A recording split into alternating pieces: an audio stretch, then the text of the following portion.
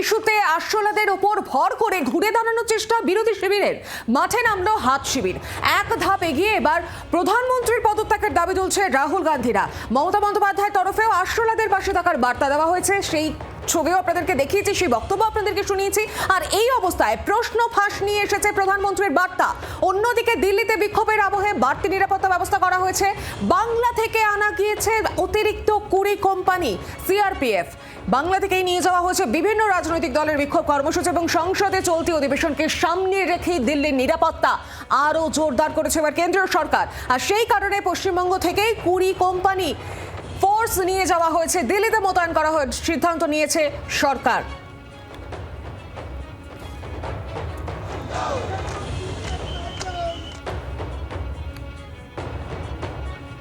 কেন্দ্রীয় শিক্ষামন্ত্রী ধর্মেন্দ্র প্রধানের পদত্যাগের দাবিতে যে বিক্ষোভের ছবি আমরা দেখেছিলাম, যন্তর মন্তরের প্রতিবাদ বিক্ষোভ আরশোলা পার্টির তরফ থেকে তারা যে বিক্ষোভে সামিল হয়েছিল এবং সেখানে কিন্তু একে একে দেখা গেল কংগ্রেসের নেতাদেরকে সামিল হতে। এবার কি তারা সেই ক্রেডিট নিতে চলেছে? হাইজ্যাক করতে চাইছে কি এবার ইন্ডিজোট? একাধিক প্রশ্ন উঠছে। এক ধাপ এগিয়ে এবার প্রধানমন্ত্রীর পদত্যাগের দাবি তুলছে রাহুল, প্রিয়াঙ্কা গান্ধীরা। মমতা বন্দ্যোপাধ্যায়ের তরফেও কিন্তু আমরা দেখলাম গতকালের 21 সভা থেকে বার্তা দিয়েছে আরশোলাদের পাশে রয়েছেন তিনি, অর্থাৎ যে পার্টি সিজেপি পার্টির পাশে রয়েছে মমতা বন্দ্যোপাধ্যায়, এমনই বার্তা শুনে গিয়েছিল। এবং অন্যদিকে দিল্লিতে বিক্ষোভের আবহে কিন্তু আজ বাড়তি নিরাপত্তা ব্যবস্থা করা হয়েছে এবং আপনাদের শোনাবো গতকাল রাহুল গান্ধী তিনি ঠিক কি বলেছেন।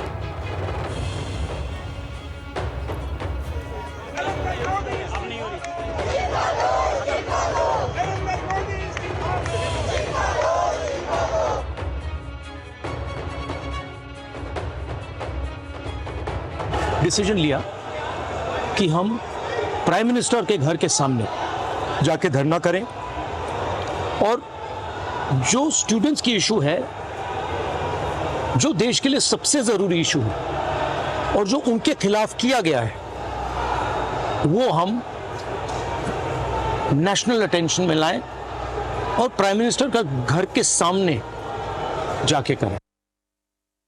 मेरा मोदी जी से एक सजेशन है एज एलओपी, कल जो हुआ, जो आपकी सरकार ने, आपके होम मिनिस्टर ने किया, उसके लिए आप देश के स्टूडेंट से माफ़ी मांगिए और जल्दी से जल्दी एग्जामिनेशन सिस्टम और एजुकेशन सिस्टम्स पर रिफॉर्म शुरू कीजिए। आप सब ने हमारा समर्थन किया। सारे लोग जो स्टूडेंट्स की इशू के लिए लड़ रहे हैं, एक साथ लड़ रहे हैं, मैं आप सबका दिल से धन्यवाद करता हूं। আমরা শুনলাম রাহুল গান্ধীর বক্তব্য। আমাদের সঙ্গে দিল্লি থেকে রয়েছেন প্রতিনিধি রাজীব চক্রবর্তী। রাজীব, একদিকে নিরাপত্তা ব্যবস্থা আরো বাড়ানো হয়েছে দিল্লিতে যন্তর মন্তর চত্বরে যে প্রতিবাদ আন্দোলন যে করা হচ্ছে ছাত্রদের তরফ থেকে, এই আন্দোলনকে কি কার্যত হাইজ্যাক করে নিচ্ছে ইন্ডিজোট, এমনটাই কি মনে করা হচ্ছে? দেখো, অন্তত রাজনৈতিক বিশেষজ্ঞ মহল তেমনটাই মনে করছে। যেখানে কংগ্রেস জনতা পার্টি তারা যন্তর মন্তরের যে আন্দোলন, যে বিক্ষোভ শুরু করেছিল, তারা যে অনশন শুরু করেছিল, সেটা বেশ কিছুদিন হয়ে গিয়েছে।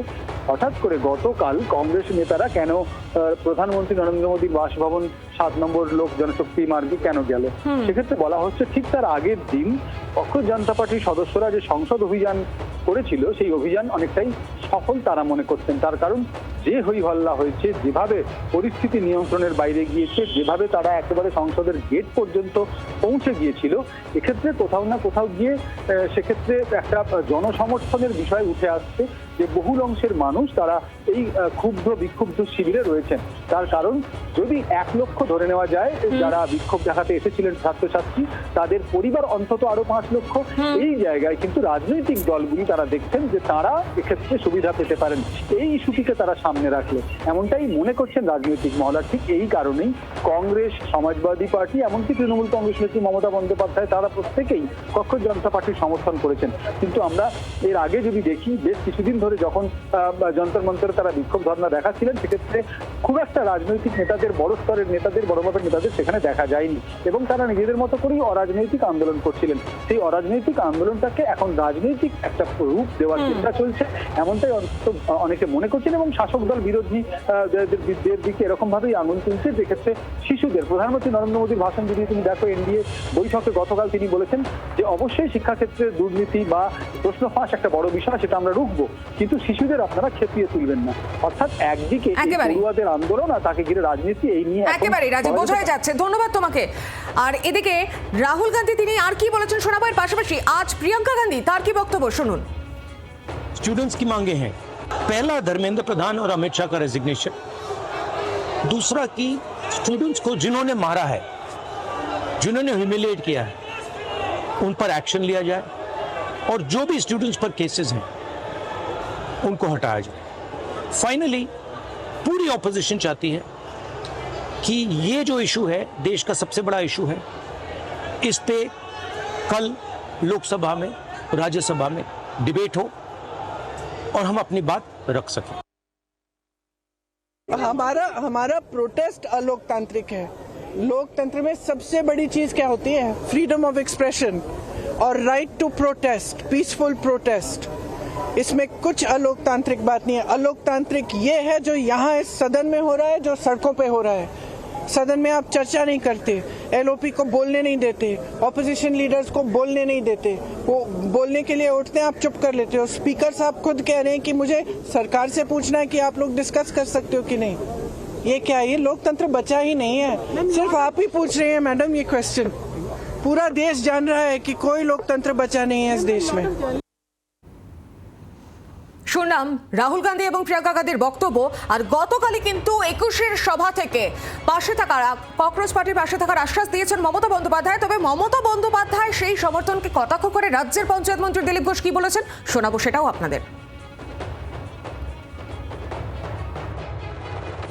দরকার হলে ককরোচের প্রোগ্রামে আমি নিজেও যাব,